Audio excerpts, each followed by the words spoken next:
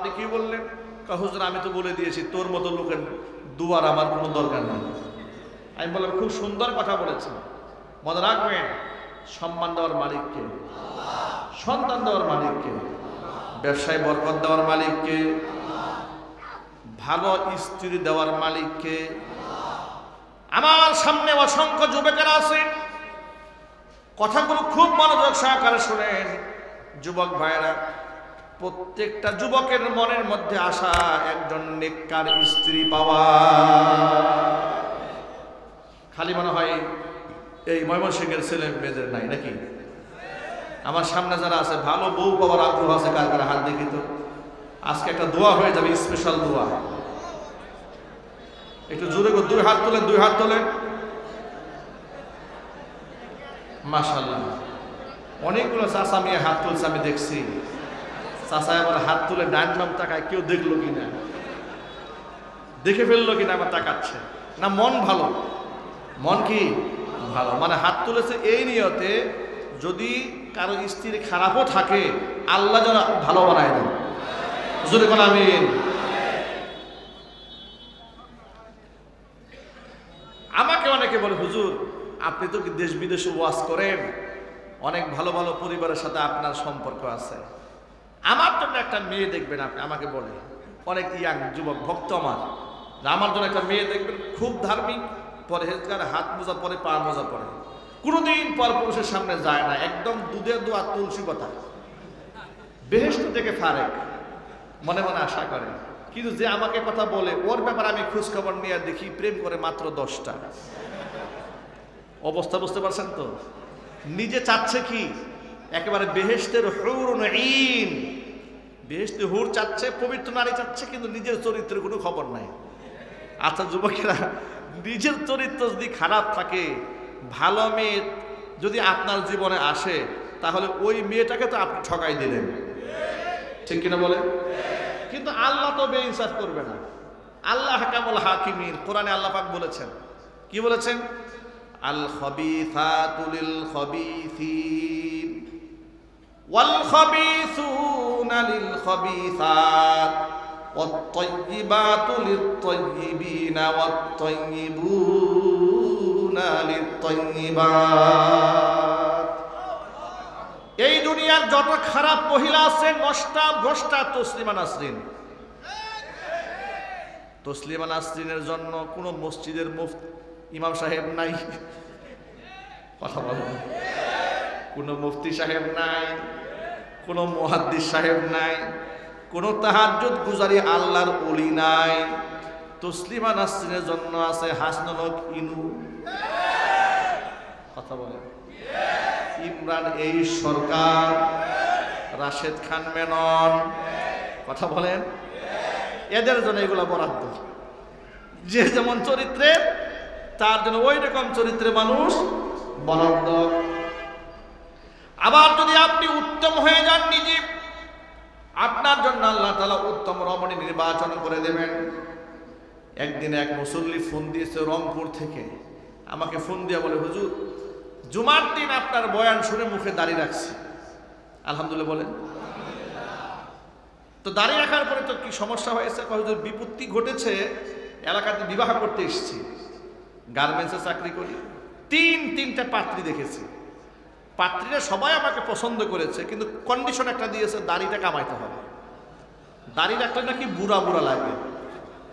আমি তখন বলেছি, সে আমাকে বলছে হুজুর আমি এখন কি করব? আমি তাকে বললাম যে মেয়েটি আপনার মুখে দাড়ি কামাইতে বলেছে ওর চরিত্র ভালো নয়। এর দ্বারা বোঝা যায় দাড়ি ছাড়া এমন কিছু পুরুষ আছে তার খুব চয়েস, কথা বলে না কেন? এর চরিত্র ভালো নয়। আপনি একজন দিনদার মানুষ, অপেক্ষায় থাকেন আর আল্লাহর কাছে দোয়া করেন, আল্লাহ তাআলা আপনার জীবনে উত্তম স্ত্রী উপহার দেবেন। আর যুবকেরা, নিজে যদি 5টা প্রেম করেন আর মনে মনে চিন্তা করেন যদি খাদিজার মতো পবিত্র রমণী থাকতো জীবনে। আপনি প্রেম করেছেন 5টা, আপনি বুরকা পরা মেয়ে দেখে বিবাহ করেছেন, কিন্তু খোঁজ খবর রাখেন নাই, পরবর্তীতে জানতে পারবেন উনি প্রেম করেছেন মাত্র 10টা। বুরকা দেখলেই পাগল হওয়া যাবে না। এই সমাজে অনেকে বুরকা পরে নিজের দুশ্চরিত্র লম্পটের চরিত্রকে ঠিক রাখার জন্য। সবার বুরকা আল্লাহর জন্য হয় না, সবার বুরকা রসুল্লাহর জন্য হয় না, সবার মুখের দাড়িও আল্লাহ রসুলের জন্য হয় না। কথা বলেন ঠিক কিনা? এই সমাজের মধ্যে এমন কিছু মহিলা আছে যারা বুরকা পরে ফ্যাশন করার জন্য। আবার ফ্যাশন বুরকার কিছু কোয়ালিটি আলাদা। কেমন কোয়ালিটি? এত টাইট ফিট বুরকা পরেছে, শরীরের অঙ্গ প্রত্যঙ্গ বোঝা যায়, আছে না নাই? ময়মনসিংহে নাই? স্কয়ার মাস্টার বাড়ি তো একটাও নাই। ১৫০০ বছর আগে আল্লাহ রসুল বলেছেন, শোনেন, সিনফানি মিন আহলিন নার লাম আরহুমা, এমন দুইটা শ্রেণী দুনিয়াতে আসবে যাদেরকে আমি নবীজি দেখি নাই। এই দুইটা শ্রেণী জাহান্নামী। একটা শ্রেণী হচ্ছে পুরুষ আর একটা শ্রেণী হচ্ছে নারী। যে শ্রেণীটা পুরুষ তার আলামত হচ্ছে রিজালুন বিআইদিহিম সিয়াতুন কাআদনা বিল বাকরি ইয়াদরিবুনা বিহান নাস। এমন কিছু পুরুষরা কিয়ামতের আগে এই দুনিয়াতে আসবে, যে সমস্ত পুরুষরা অন্যায়ভাবে অন্যকে লাঠি দিয়ে পিটাবে, মানুষদেরকে মারবে। এর মানে রাজনীতির স্বার্থে হোক আর দলীয় স্বার্থে হোক, লাঠিয়াল বাহিনী গুন্ডা বাহিনী হইয়া দুনিয়ার মধ্যে কাজ করবে। এমন যুবকদের ব্যাপারে ১৫০০ বছর আগে আল্লাহ নবী ভবিষ্যৎবাণী করেছেন। ওই গুন্ডাগুলা বর্তমানে দেশে আছে না নাই? যুবক ভাইয়েরা, আমরা কারো লাঠিয়াল বাহিনী হব না, কারো ক্যাডার বাহিনী হব না, কারো গুন্ডা বাহিনী হব না। আমরা দিনের ধারক হব, পতাকা আমরা উড্ডীন করব ইসলামের কালিমার পতাকা। বলে না ইনশাআল্লাহ? আল্লাহ যেন কবুল করেন। যে সমস্ত যুবকরা অন্যের লাঠিয়াল বাহিনী হয়, এগুলো জাহান্নামী। ২ নম্বর আল্লাহ নবী বলেন, নিসাউন কাসিয়াতুন আরিয়াতুন মুমিলাতুন মাইলাতুন। এমন কিছু মহিলাদের আবির্ভাব ঘটবে দুনিয়াতে, যেই সমস্ত মহিলারা পোশাক পরেও উলঙ্গই থেকে যাবে। মুহাদ্দিসিনে কেরামরা ব্যাখ্যা করেছেন পোশাক পরে উলঙ্গ থাকার 2টা ব্যাখ্যা। এর মধ্যে 1 নম্বর ব্যাখ্যা হলো, মহিলা এমন পাতলা ফিলফিলে পোশাক পরবে বাহির থেকে ভিতরে অঙ্গ প্রত্যঙ্গ বোঝা যাবে। এই পোশাকগুলো বর্তমান জমানায় আছে না নাই? স্বামী হয়ে নিজের স্ত্রীকে এমন 3 পিস অনেক স্বামী কিনে দেয়, বাবা হয়ে মেয়েকে এমন পোশাক কিনে দেয়। জোরে জোরে করেন নাউযুবিল্লাহ। এটা একটা ব্যাখ্যা।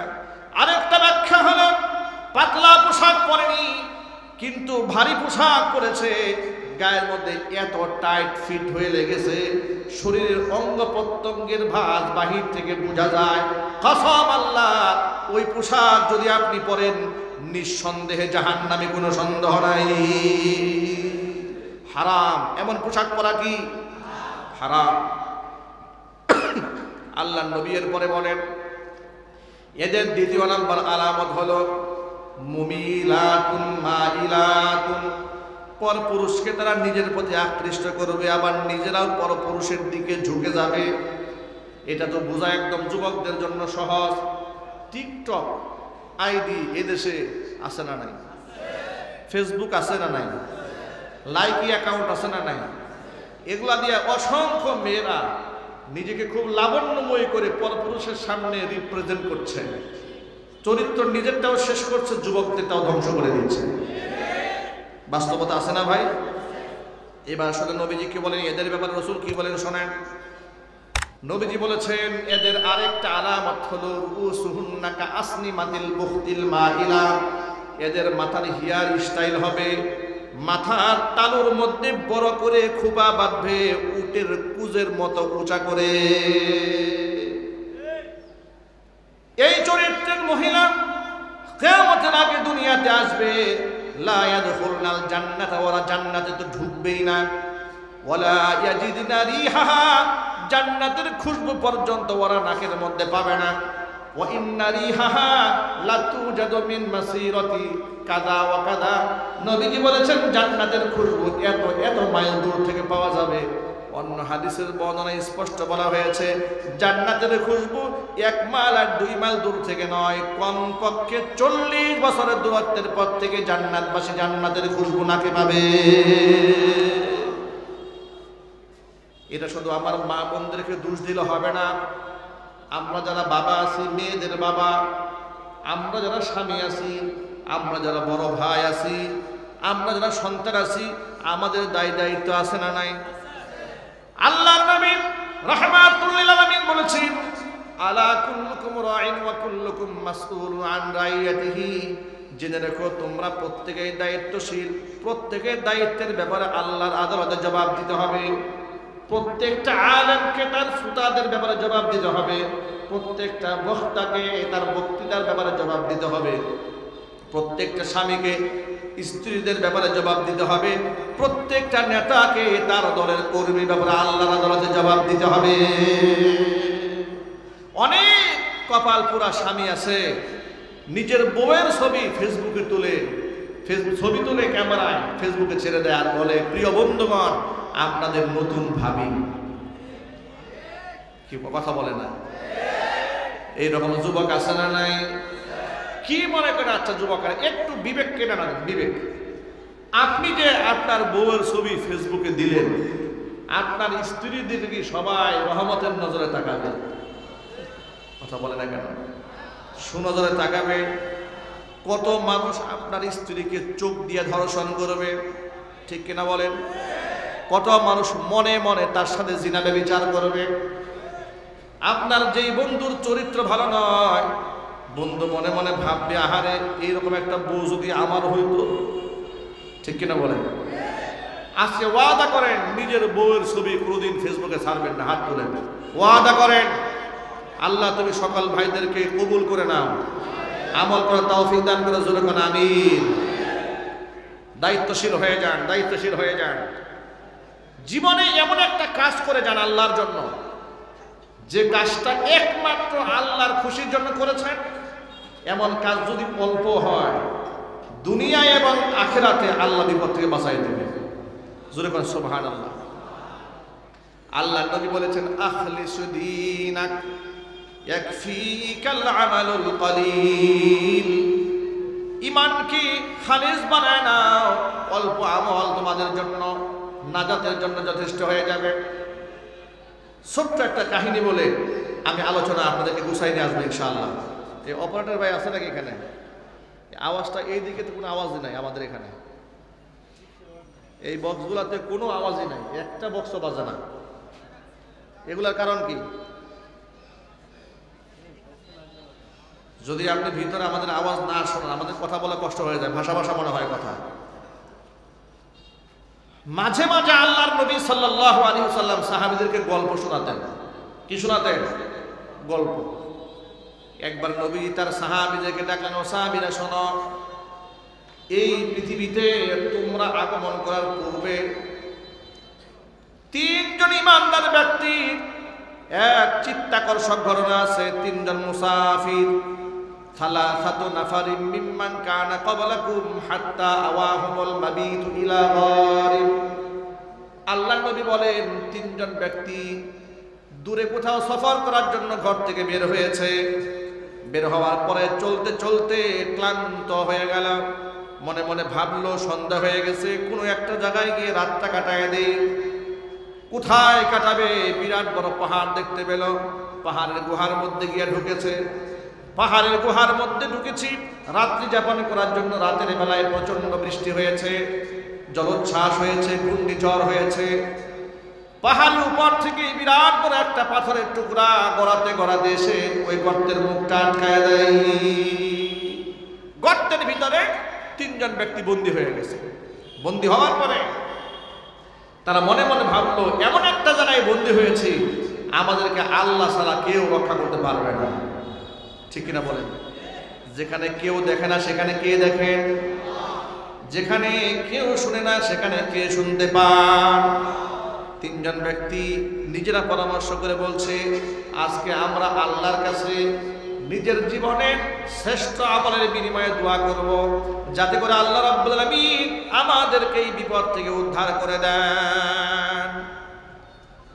প্রথম ব্যক্তি আল্লাহর কাছে হাত তুলে বলছেন, রব্বুল আলামিন, আমার ঘরের মধ্যে বৃদ্ধা মা আছে, বৃদ্ধ বাবা আছে। ওই বৃদ্ধা মার বৃদ্ধ বাবার মুখের মধ্যে খাবার তুলে দেওয়ার আগ পর্যন্ত আমি রাতের বেলায় নিজেও খাবার গ্রহণ করি না, আমারও সন্তানদেরকেও খাবার খেতে দেই না। এভাবেই চলতেছিল আমার দিনকাল। হঠাৎ করে একদিন আমি রাতের বেলায় বাড়ি ফিরতে আমার দেরি হয়ে গেল। বাড়িতে এসে দেখি আমার বৃদ্ধা মাটা ঘুমায় গেছে। আমার বৃদ্ধা মাটা ঘুমিয়ে গিয়েছে, এমনকি আমার বৃদ্ধ বাবাটাও ঘুমিয়ে গেল। খাবার নিয়ে বাড়ি ফিরলাম, সন্তানেরা ক্ষুধার্ত দাঁড়িয়ে আছে খাবার খাওয়ার জন্য।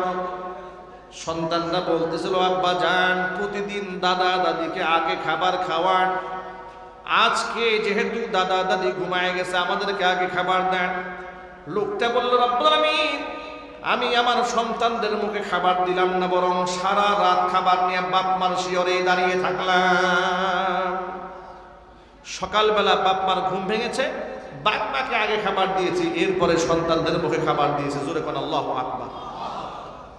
ব্যক্তি দোয়া করে বলছে, রব্বুল আলামিন, একমাত্র তোমার খুশির জন্য যদি এই কাজটি আমি করে থাকি, মেহেরবানি করে আজকের বিপদ থেকে আমাদের বাঁচিয়ে দাও। নবীজি বললেন, আল্লাহর কাছে দোয়া করতে দেরি হয়েছে, কবুল হতে দেরি হয় নাই, সাথে সাথে আল্লাহ তাআলা পাথরটাকে কিঞ্চিত পরিমাণ দূরে সরিয়ে দিয়েছে। কিন্তু যতটুকু সরেছে বের হওয়া যাবে না একজনের। এবার দ্বিতীয় ব্যক্তি আল্লাহর কাছে হাত তুলেছে, রব্বুল আলামিন, আমি একজন সম্পদশালী ব্যক্তি, আমার বাড়িতে দিন মজুরেরা কাজ করত। একবার বেশ কিছু লোকেরা আমার বাড়িতে কাজ করেছে, সকলকে টাকা দিয়ে আমি বিদায় করে দিয়েছি। সকল মানুষ বিদায় হয়ে গেল, উজরত দিয়ে বিদায় দিলাম, পারিশ্রমিক দিয়ে বিদায় করে দিলাম, কিন্তু একজন ব্যক্তি পারিশ্রমিক না নিয়ে চলে গেল। গরিব মানুষের হক নিয়ে বড় পেরেশান হয়ে গেলাম, গরিবের টাকা পয়সা আমি কেমনে কি করব, অস্থির হয়ে গেলাম, বড় পেরেশান হয়ে গেলাম।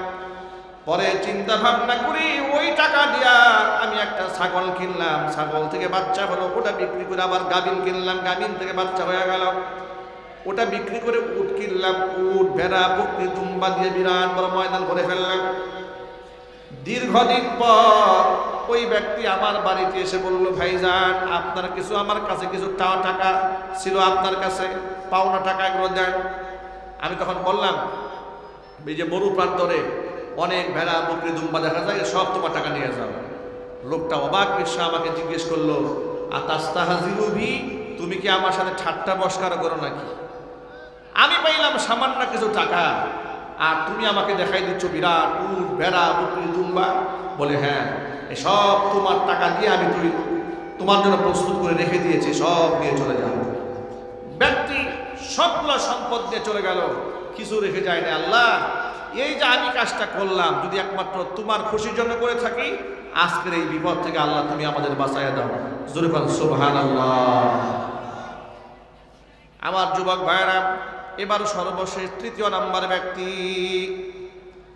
আল্লাহর কাছে হাত তুলে বলুন, আল্লাহ, আমার একজন সুন্দরী চাচাতো বোন ছিল, আমি যার প্রেমাসক্ত ছিলাম, যার প্রেমে আমি আসক্ত ছিলাম, বহুবার তাকে কুপ্রস্তাব দিয়েছি, সে রাজি হয় নাই। সর্বশেষ এলাকার মধ্যে দুর্ভিক্ষ দেখা দিল, এলাকার মানুষের পেটে খাবার নাই, পকেটে টাকা নাই, ক্ষেত খামারে ফসল নাই। কিন্তু তখনও যেহেতু আমি সম্পদশালী মানুষ, আমার বাড়িতে টাকা ছিল, আমার ঘরে টাকা ছিল, আমার সেই বোনটা আমার কাছে সাহায্যের জন্য হাত বাড়িয়ে হাত বাড়িয়ে বলছে, ভাইজান, ফ্যামিলির লোকজন না খেয়ে আছে, কিছু সাহায্য করেন। আমি এই সুযোগটা কাজে লাগাইলাম। আমি আমার সেই সুন্দরী বোনটাকে, চাচাতো বোনটাকে বললাম, টাকা তোমাকে দেব, সহযোগিতা অবশ্যই তোমাকে করব, কিন্তু যে প্রস্তাব দিয়েছিলাম এই প্রস্তাবে তোমাকে রাজি হয়ে যেতে হবে। বোনটি নিরুপায় হয়ে প্রস্তাবে রাজি হয়েছে। আমি তাকে 100 দিনার বা দিরহাম দিয়ে দিলাম। দেওয়ার পরে নির্ধারিত সময় আমি আমার সেই চাচাতো বোনের সান্নিধ্যে গিয়েছি। যাওয়ার পরে কোনো বর্ণনার মধ্যে এসছে, ফা জালাস্তু, আমি যখন বসলাম, বাইনা রিজলাই, তার দুই উরুর মাঝখানে বসেছি। আমি যখন আমার হীন স্বার্থকে চরিতার্থ করার জন্য তাকে স্পর্শ করেছি, আমার বোন আমাকে বলছে ইত্তাকিল্লাহ, আল্লাহকে ভয় করো। সুবহানাল্লাহ। আপনি চিন্তা করতে পারেন একটা নারী কত দিনদার হলে, কত ইমানদার হলে, কত পরহেজগার হলে তার এমন কুকর্মের সময় সে সতর্ক করে বলছে তুমি আল্লাহকে ভয় করো। আল্লাহ জিনা ব্যভিচারকে হারাম করেছে, অবৈধ যৌন মিলনকে আল্লাহ তাআলা হারাম করেছে, তুমি আল্লাহকে ভয় করো। এই কথা শোনা মাত্র লোকটি বলছে আমি আমার বোনের কাছ থেকে উঠে আসলাম, তাকে যে 100 দিরহাম দিয়েছিলাম সেটা আমি ফেরত নেই নাই। পৃথিবীর এই ঘটনা কেউ জানে না, আল্লাহ এই ঘটনা তোমাকে একমাত্র আমি জানালাম, তুমিই জানো, তুমি এর সাক্ষী। আমি এটা যদি একমাত্র তোমার খুশির জন্য করে থাকি, আজকের বিপদ থেকে আল্লাহ তুমি আমাকে উদ্ধার করো। আল্লাহর হাবিব সাল্লাল্লাহু আলাইহি ওয়াসাল্লাম বলেন, ব্যক্তি দোয়া করতে দেরি হয়েছে, আল্লাহর কাছে দোয়া কবুল হতে দেরি হয় নাই। সাথে সাথে আল্লাহ পাক ব্যক্তির দোয়াকে মঞ্জুর করে পাথরটাকে পরিপূর্ণ সরায় দিয়া 3 জন ব্যক্তির জন্য রাস্তা আল্লাহ উন্মুক্ত করে দিলেন। জোরে বলুন সুবহানাল্লাহ। আমার ভাইয়েরা, আপনাদের কাছে আমি এই ঘটনার মাধ্যমে বোঝাতে চাইলাম, যদি আল্লাহর খুশির জন্য বান্দা কোনো কাজ করে, বিনিময় শুধু পরকালে পাবে তা নয়, দুনিয়াতে বিপদে পড়লে আল্লাহ তাআলা বিপদ থেকে বাঁচাইয়া দিবে। এই জন্য যা করব কার খুশির জন্য করব? সবাই বলে না কার জন্য করব?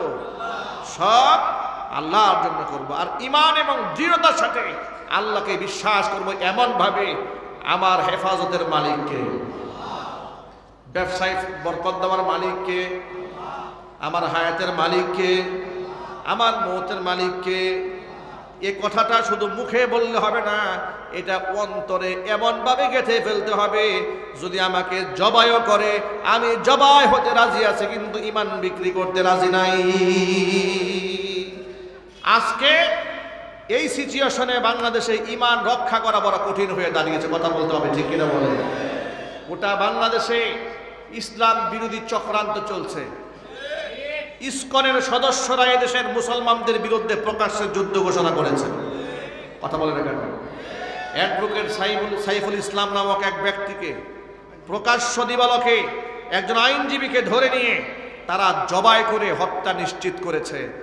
ইসকনের সদস্যদেরকে বলবো, ভারতের রাম এবং বাম আর নরেন্দ্র মোদী শেখ হাসিনাকে এই দেশে টিকায় রাখতে পারে নাই, তোমাদেরকেও রক্ষা করতে পারবে না। ওরা মনে করতেছে আমাদের প্রভু ভারত তো আমাদের সাথে আছে। মনে রাখবেন, ভারত পারমাণবিক অস্ত্রধর রাষ্ট্র হতে পারে, কিন্তু বাংলাদেশে এত বেশি মুসলিম আছে আর মুসলমানদের ইমানি শক্তির কাছে পৃথিবীর কোনো অস্ত্র টিকতে পারে না। যুবকেরা, রাষ্ট্র স্বাধীন হয়েছে কিন্তু ষড়যন্ত্র কিন্তু থেমে নাই। বিভক্ত হওয়া যাবে না, যে কোনো মুহূর্তে আবার মুক্তির ডাক আসতে পারে, যে কোনো মুহূর্তে ইসলাম বিরোধীদের বিরুদ্ধে দাঁড়িয়ে যেতে হতে পারে। যদি ডাক আসে, সেই ডাকে সাড়া দিতে প্রস্তুত আছেন কিনা দু হাত দেখতে চায়।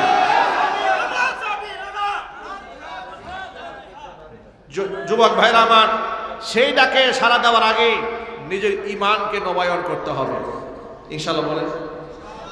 ঈমানকে মজবুত করতে হবে না ইনশাআল্লাহ? আচ্ছা, যারা মাজারে গিয়ে সেজদা দেয়, যারা পীরের পায়ে সেজদা দেয়, তাদেরকে সেই ঈমান আছে?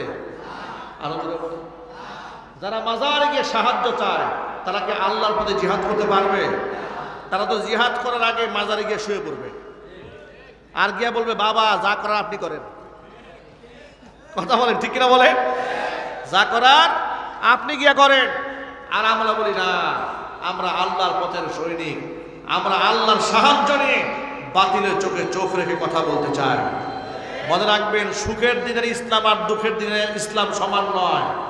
ইসলামের দুর্দিনে যারা ইসলামের পতাকা বহন করবে, ওয়াস-সাবিকুন আস-সাবিকুন উলাইকাল মুকাররাবুন, কিয়ামতের দিন অগ্রগামীরাই আল্লাহর নৈকট্যপ্রাপ্ত বান্দা হয়ে যাবে। রিস্কের মধ্যে, ঝুঁকির মধ্যে ঈমানের পক্ষে অবস্থান গ্রহণ করতে হবে। আমাদেরকে মৌলবাদ বললো না, জঙ্গিবাদ বললো না, রাজাকার বললো না, আল বদর বললো, দেখার সময় নাই। কাফের বেঈমানরা কি বলেছে শোনার আমাদের টাইম নাই। আমার আল্লাহর কাছে আমাদের ইমানদারের কাতারে থাকতে হবে। পারবেন যুবকরা? পারবে ইনশাআল্লাহ? আল্লাহ যেন কবুল করেন, জোরে করে আমিন।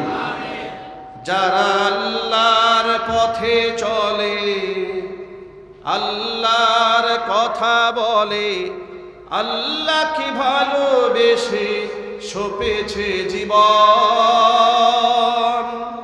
তাদের কিসের ভয়, কে করে পরাজয়, শহীদি তামান্নাতে নাচে তার মন। ঠিক কিনা বলে? আমি আপনাদেরকে একটা খুশির সংবাদ দিচ্ছি। গোটা বাংলাদেশে আমি যখন ঘুরে ঘুরে দেখলাম যে অসংখ্য লোকেরা সন্তান না হলে মাজারে গিয়ে সেজদা দেয়, আছে না? পীরের পায়ে সেজদা দেয়। তখন বেশ কিছু দোয়া আছে সন্তান না হলে যে দোয়ার আমল করলে আল্লাহ সন্তান দান করে। এমন কিছু আমল আছে যে আমল করলে ঋণের বোঝা আল্লাহ হালকা বানায় দেয়। এমন কিছু আমল আছে স্বামী স্ত্রীর মোহাব্বত আল্লাহ বাড়িয়ে দেয়। এই আমলগুলো আমি এই বইয়ের মধ্যে দিয়ে দিয়েছি, বলেন আলহামদুলিল্লাহ। উম্মতের হেদায়েতের জন্য কিতাবখানা আল্লাহ তাআলা কবুল করেন, জোরে কোন আমিন। এই বইয়ের মধ্যে আপনি পাবেন রমজান কেন্দ্রিক বইটা লেখা হয়েছে। রমজানের সব মাসলা মাসাইল ডিটেলস এখানে আছে। মা বোনদের কিছু ব্যক্তিগত মাসলাও এখানে আছে। মুনাজাত হয়ে যাওয়ার পরে আপনারা স্টেজে অল্প কিছু বই আছে, মাত্র 100 টাকা হাদিয়া। আপনারা পিছনে গাড়ি রাখা আছে, ড্রাইভার সাহেবের সাথে যোগাযোগ করে গাড়ি থেকেও সংগ্রহ করতে পারবেন ইনশাআল্লাহ। উম্মতের হেদায়েতের জন্য আল্লাহ কিতাবখানা কবুল করেন, চিৎকার দেখুন আল্লাহুম্মা আমিন। প্রিয় ভাইরা আমার, যুবক ভাইরা আমার, কিয়ামতের দিন 5টা প্রশ্নের সম্মুখীন আমাদের হতে হবে। এর মধ্যে গুরুত্বপূর্ণ ইম্পর্টেন্ট ব্যাপার হচ্ছে যৌবনকালের আমল। আমরা আজকে এখান থেকে ওয়াদা করব, আজকের পর থেকে 1 ওয়াক্ত নামাজ আমরা কাজা করব না ইনশাআল্লাহ। হাত তুলে ওয়াদা করেন। নামাজ কয় ওয়াক্ত? জুড়ে বলেন, নামাজ কয় ওয়াক্ত পড়ব তো ইনশাআল্লাহ। জামাতের সাথে মসজিদে গিয়ে আদায় করব। আর মা বোনদেরকে আমরা পর্দার মধ্যে রাখবো, আমরা বলি ইনশাআল্লাহ। আর এই যে বেহেশতের ফুল, ছোট্ট ছোট্ট মাসুম মেয়েদেরকে হাফেজ কোরআন যারা বানান